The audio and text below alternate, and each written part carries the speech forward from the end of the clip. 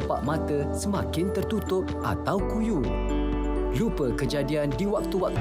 UN passes vote affirming Palestinian sovereignty over their natural resources. Israel to begin daily 4-hour military pauses in Gaza.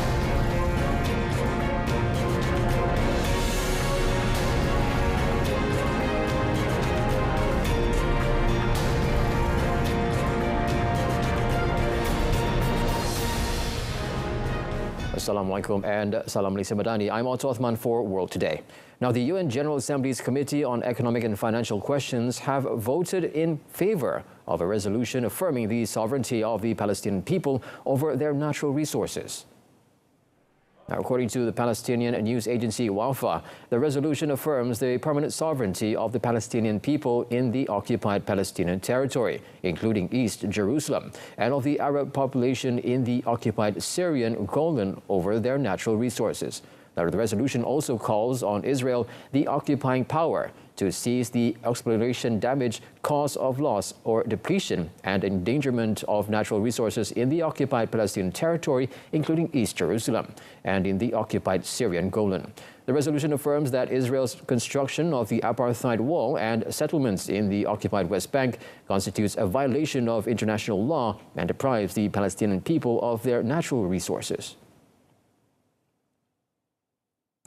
Israel has agreed to humanitarian pauses in its offensive on Hamas in Gaza after pressure from the United States. Now, President Joe Biden said they were a step in the right direction that would help civilians flee the fighting and get more aid into stricken areas. The White House said there would be daily 4-hour pauses in northern Gaza, with warning given 3 hours beforehand. Biden has been pushing Israeli Prime Minister Benjamin Netanyahu for longer breaks in the fighting after more than a month of war. A senior U.S. administration official said a deal for the measures was sealed during a visit to Israel by Secretary of State Antony Blinken on Friday, followed by days of sorting out details. But Israeli military spokesman Richard Hecht appeared to downplay the pauses, describing it as tactical local pauses for humanitarian aid, which are limited in time and area. International calls for a ceasefire have mounted, as have protests, including one at the weekend which targeted the White House. However, Biden ruled out a longer truce for now. In the meantime, Israeli occupation forces raided the Palestinian city of Jenin and fought an hour-long battle with gunmen in which 14 Palestinians were killed, one of the heaviest clashes in the occupied West Bank in months. Rubble and debris was strewn across the streets of Jenin following the raid, and bloodstains could be seen on the ground. Witnesses said gunfire sounded for hours as Israeli troops fought well-armed fighters in the streets of Jenin and its adjacent refugee camp, where hundreds of heavily armed gunmen are based. Israel's military said it had conducted operations in the city and had used a drone to strike a group of armed fighters. It added that it had arrested 20 Palestinians in the raid and seized both guns and ammunition. The Palestinian Health Ministry said amongst those killed was a 15-year-old boy. 4 more Palestinians were killed by Israeli soldiers in separate incidents across the West Bank. The Palestinian Health Ministry said an increase in violence against the backdrop of Israel's war against Hamas in the nearby Gaza Strip. Clashes also flared elsewhere in the West Bank, with deaths reported close to Bethlehem, Nablus and Hebron, as well as on the outskirts of Ramallah, the main city in the territory. In another development, the Red Cross resumed patient escorts to the Gaza border after temporary halting operations after its convoy came under fire earlier this week. The International Committee of the Red Cross, a neutral organization based in Geneva, has escorted patients and freed hostages out of Gaza since the Israel-Hamas conflict began more than a month ago and is protected under international humanitarian law. William Schomburg, the head of the ICRC delegation in Gaza, said the operations were paused on Wednesday but resumed on Thursday. Of course, the severity of the incident we take very seriously. The ICRC was targeted the day before yesterday, and that is unacceptable. However, to the extent possible and where the conditions allow, we will continue our humanitarian activities to meet the urgent and escalating needs of the civilian population in Gaza, despite the toughest of circumstances. Israel has bombarded Gaza repeatedly since 7th October, and Palestinian officials said nearly 11,000 Gaza residents had been killed as of Thursday, about 40% of them children. Asked in the same interview if the ICRC had any staff fatalities in the Israel-Hamas conflict, Schomburg said a colleague had been missing for weeks, without elaborating. Aid organizations reiterated on Thursday that a full ceasefire is needed between Israel and Hamas to meaningfully help civilians in Gaza, with one announcing the death of a doctor in the fighting. It was reported that Maysara Reyes, a 28-year-old emergency doctor with Doctors Without Borders, was killed with his family on Sunday when their Gaza apartment building was bombed. Scores of aid workers are among thousands killed during Israeli bombardment since 7th October. About 10 non-governmental organizations told a press conference on the sidelines of a humanitarian summit hosted by France that a simple pause in the fighting would not alleviate what they called a humanitarian catastrophe. The aid organizations also expressed frustration at being unable to transport crucial aid to the 2.4 million people living in Gaza, one of the world's most densely populated territories. Rakyat Malaysia memang hebat kerana tegas pertahankan hak Palestin. Memang kita jauh dari dunia Arab. Kita jauh dari dunia Palestin. Kita jauh dari Gaza. Tetapi setiap detik berlaku menyentuh hati nurani kita.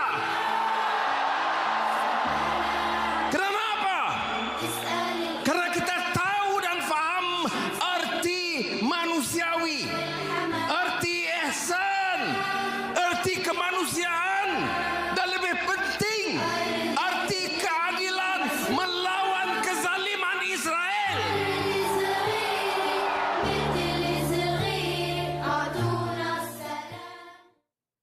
Now, Canadian Prime Minister Justin Trudeau condemned the recent violence after shots were fired at 2 Jewish schools in Montreal overnight and clashes between students at a university in the same city late on Wednesday. Police on Thursday said they were investigating overnight shootings at 2 Jewish schools in Montreal. Both schools reported finding a bullet hole in their front doors. There were no injuries and it was not clear whether the incidents were linked. On Wednesday, a violent altercation at Concordia University between people aligned with opposing sides of the conflict in Israel and Gaza resulted in injuries and an arrest.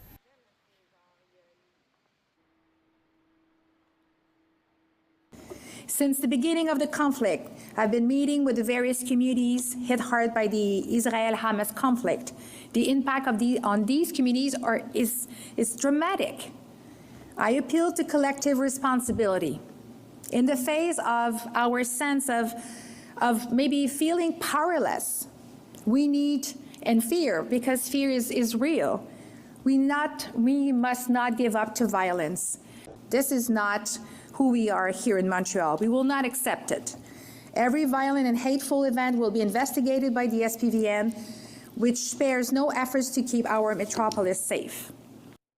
Vincent Richard, Montreal's deputy police chief, also said there had been an increase in hate crimes in the last couple of weeks, while reiterating police will increase visibility measures in the vicinity of places of worship. Around 8,000 people lined the streets of Madrid in protest after Spanish Prime Minister Pedro Sánchez clinched a controversial deal to remain in power by offering amnesty to Catalan separatists, raising tensions across the country. The accord is aimed at giving stability to the 4-year legislature. Spanish Socialist Party said after negotiations with Catalan separatist leader Carles Puigdemont.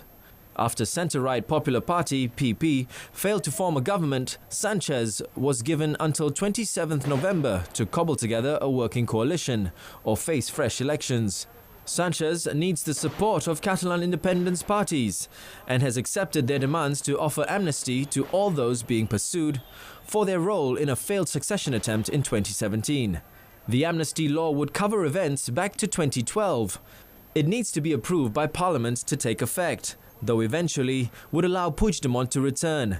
Puigdemont is currently based in Brussels, having left Spain for Belgium following the failed succession bid to avoid prosecution.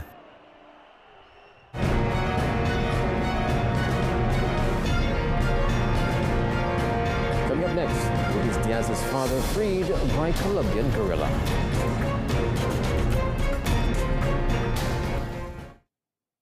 Indonesia's President Joko Widodo yesterday inaugurated a 192-megawatt peak floating solar power plant on a reservoir in West Java province as part of a drive to increase renewable energy sources and switch away from coal.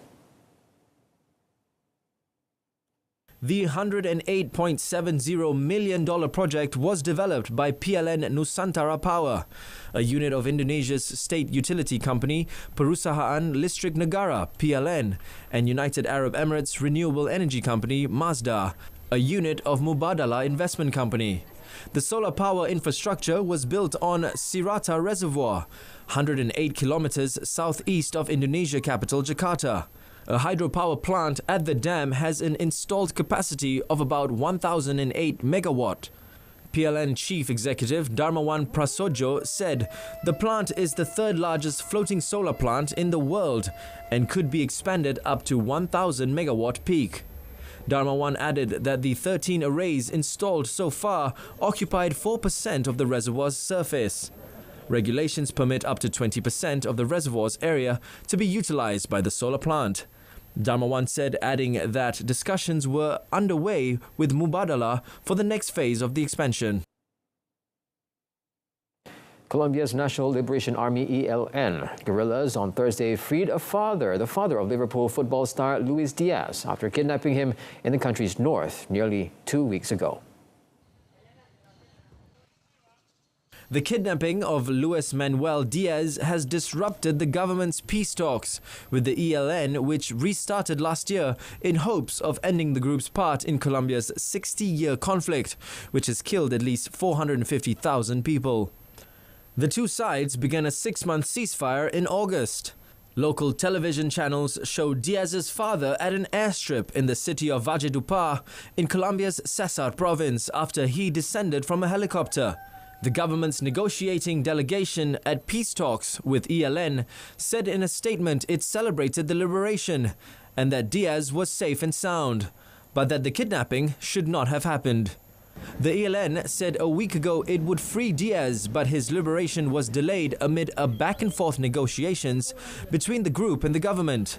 The rebels said military operations were impeding liberation efforts, which the army denied.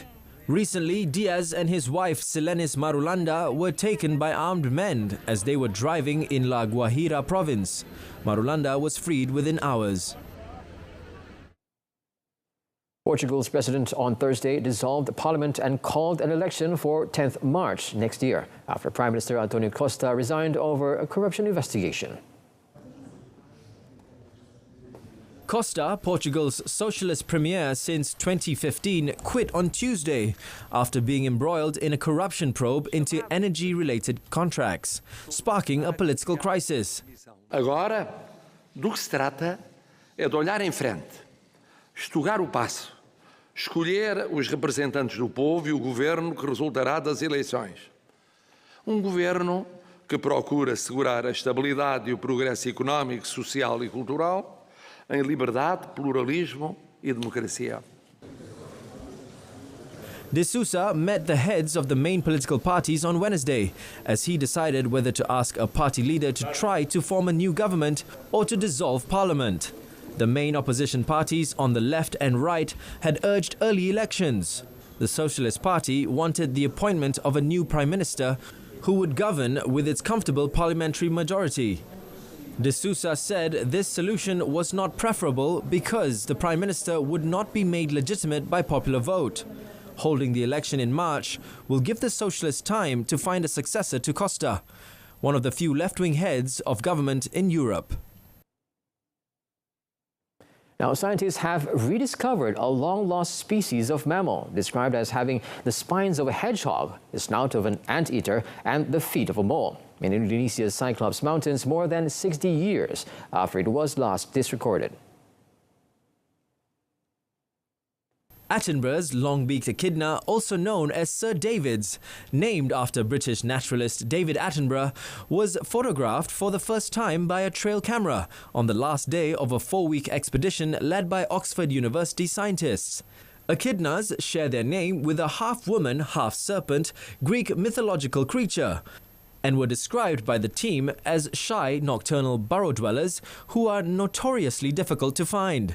The species has only been scientifically recorded once before, by a Dutch botanist in 1961. Hollywood actors and studios reached a tentative deal to end a month-long strike that has crippled the entertainment industry, delayed hundreds of popular shows and films, and cost billions of the U.S. economy. The Screen Actors Guild called off its 118-day strike after finally reaching an agreement with the likes of Disney and Netflix for a new contract including higher pay and protection against the use of artificial intelligence. I feel relieved. I feel a weight that we had been tensing up, not knowing how long this fight was going to go, and now we can release that tension. And hopefully the contract's what we need it to be, and it can just be behind us and we can get back to work. The thing is that we have always wanted to work. This has never been a problem, us being lazy and don't want to do a job. We want to work. We are hungry to create, but we also want to be able to not just, survive, we want to thrive. So hopefully now we'll get back to auditioning, get back to creating things. In a message sent to union members, negotiators said the contract was valued at more than $1 billion and would enable members to build sustainable careers. The deal still needs to be ratified by the union's board and members. That process could take weeks, but the agreement is widely expected to pass. President Joe Biden welcomed the deal, saying it reflected successful collective bargaining and labor and management working together in good faith.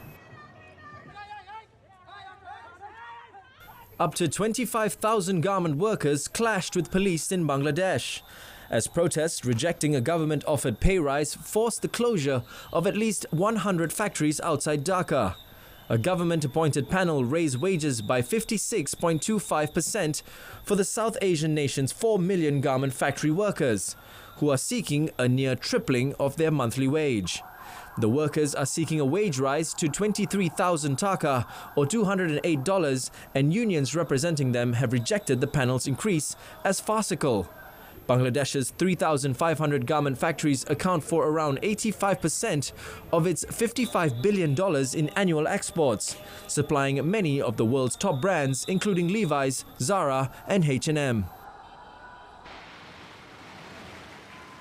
SpaceX launched a Dragon spacecraft to the International Space Station to deliver supplies, food, equipment, and part of a laser communications relay system.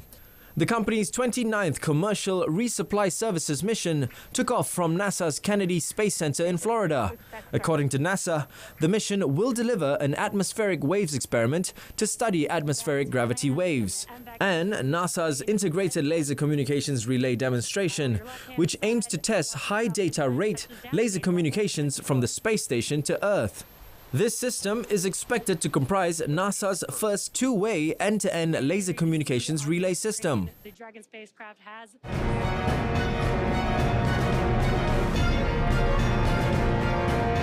Still to come in sports, Sabah go top in the AFC Cup with win over Haipong.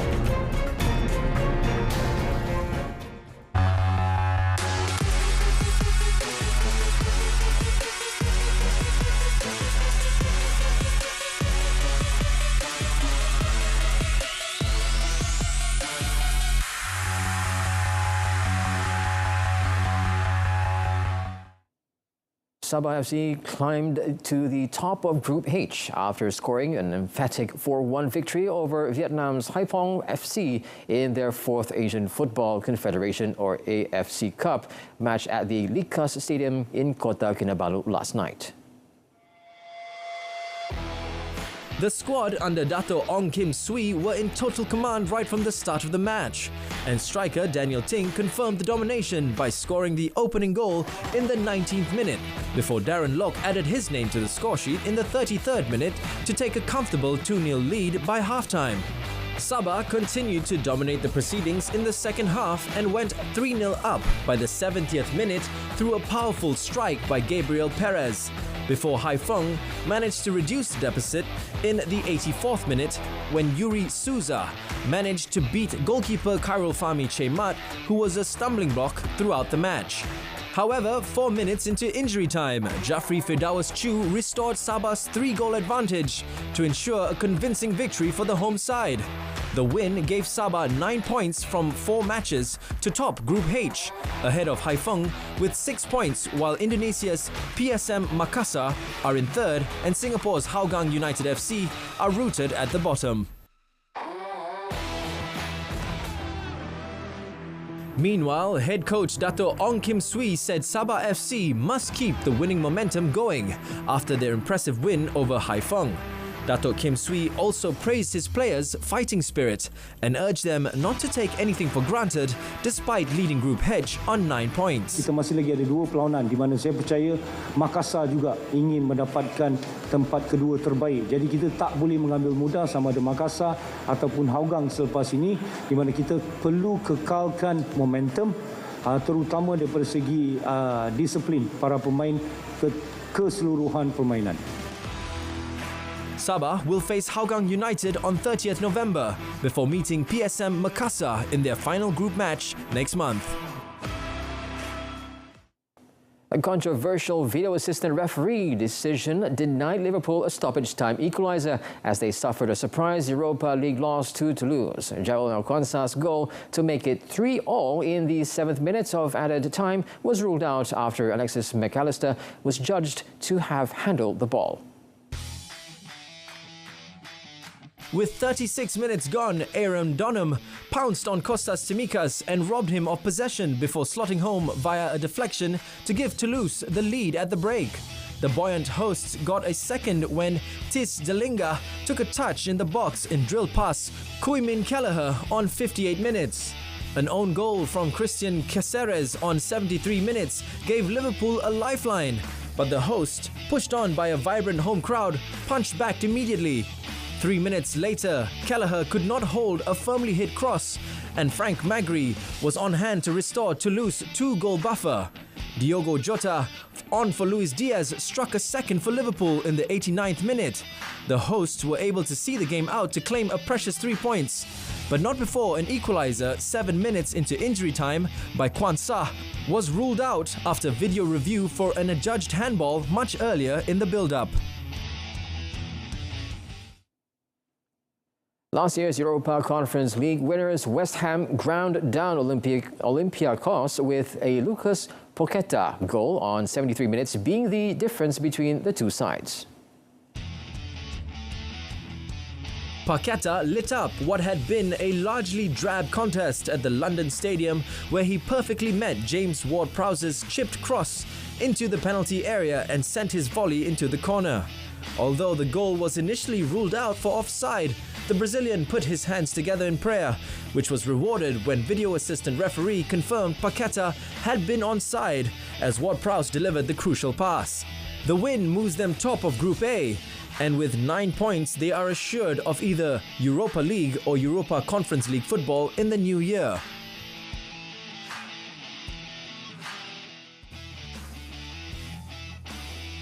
The second biggest surprise of the night came in Prague when Slavia Prague downed Jose Mourinho's Roma 2-0 to leapfrog the Italians into first place in Group G.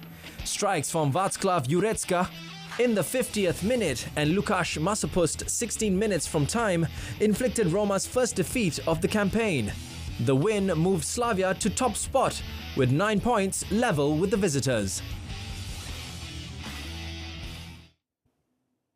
Diego Simeone has signed a 3-year contract extension, which will see him stay on as Atletico Madrid manager until June 2027. Now, having been appointed as Atletico boss back in December 2011, the 53-year-old is currently in his 12th year in charge of the Spanish club. The Argentine holds the record of having overseen the most games, 642, having won 8 major honours with the Rojiblancos, including 2 La Liga titles and 2 UEFA Europa League trophies. Following his appointment, Simeone enjoyed success in his first season at the club, winning their first Europa League title in the 2011-2012 season before going on to claim victory in the tournament again in 2018. He would go on to guide them to La Liga glory in 2014 and 2021, while also winning 2 UEFA Super Cups and the Copa del Rey in 2013. Simeone also enjoyed a successful playing career with the club, returning 30 goals in 167 appearances across all competitions, winning the league title and the Spanish Cup in 1996. It comes as Atletico sit 4th in the Spanish top flight, 6 points off Girona in first place, having enjoyed a fine start to the 2023-2024 season, losing just 1 of their last 10 matches across all competitions, including a 6-0 victory against Celtic in the UEFA Champions League. Kejohanan hoki dalam Dewan Antarabangsa Piala Sultan Nazim Shah dan Piala Tuanku Zara 2023.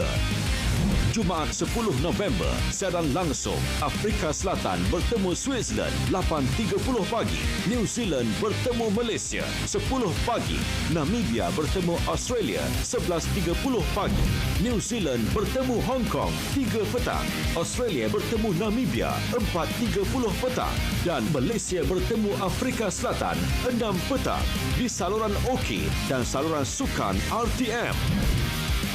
Eksklusif hanya di RTM.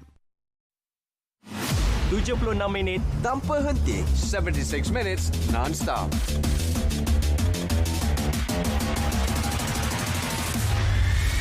Transparent and concise. Paparan komprehensif, ringkas dan padat. Saksikan Kanta 744 malam. Berita perdana 8 malam. Malaysia Tonight, 8:30 p.m.